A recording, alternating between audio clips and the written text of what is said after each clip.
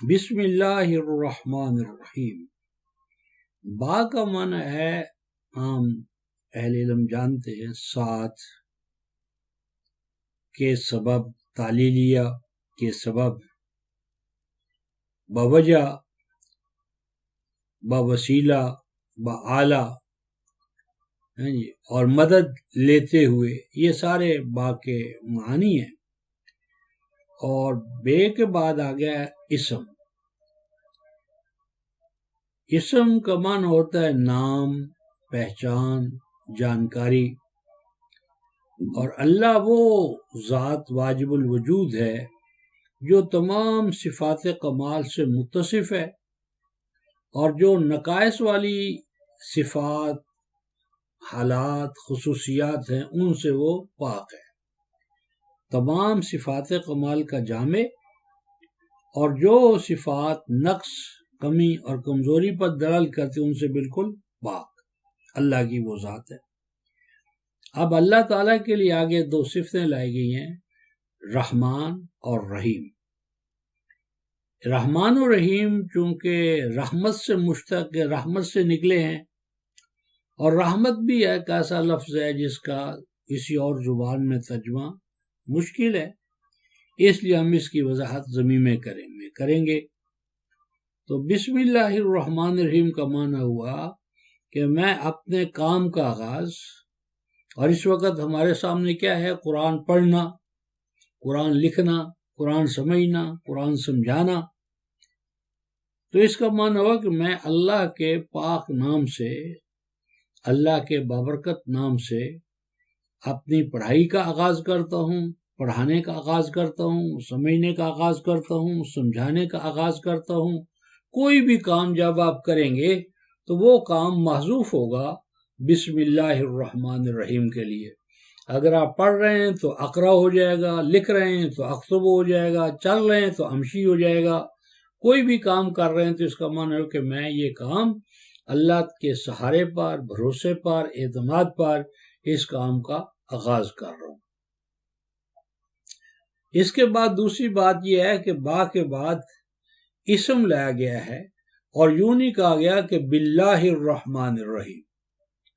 تو اس کی وجہ یہ ہے کہ اللہ تبارک و تعالیٰ کی ذات کا تعارف اور اس کی کنہ اور حقیقت کا جان لینا یہ ہمارے لیے ممکن نہیں ہے۔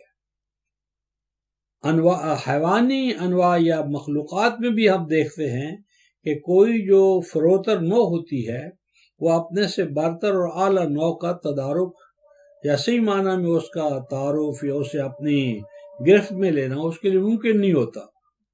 مثلا کوئی گھوڑا جو ہے وہ انسان کا، چاہے کہ وہ تعارف من کل الوجوہ کر لے اور تعارف کے بعد اس کو اپنے ہول میں لے آئے، گروپ میں لے آئے، ممکن نہیں ہے۔ تو اسی طرح جو اللہ تعالیٰ، اس کی تو ذات ہی الگ ہے، نوع ہی الگ ہے، وہ تو مخلوقات کا ڈومین ہے جس میں ہم رہ رہے، وہ خالق کا اپنا اختصاص ہے۔ تو اللہ تبارک و تعالیٰ کو من حیث اللہ پہچاننا، جاننا اور اس سے ربط و تعلق قائم کرنا یہ ناممکنات میں سے ہے۔ اس لیے اللہ تعالیٰ نے فرمایا بسم اللہ الرحمن الرحیم، یعنی معنی یہ ہے کہ تمہارا تعارف اللہ کے ساتھ، تمہارا تعلق اللہ کے ساتھ اس کے اسماء حسنہ کے حوالے سے ہے۔ یعنی اللہ تعالیٰ کو بحیثیت خالق جانو، بحیثیت رحمان الرحیم جانو، یہ تو تم جان سکتے ہو، لیکن اللہ من حیث اللہ، اس کو جاننا اور اس کی کنہ اور حقیقت کا ادراک کر لینا اور اسے اپنے قبضے میں کر لینا یہ انسان کے لیے ممکن نہیں ہے۔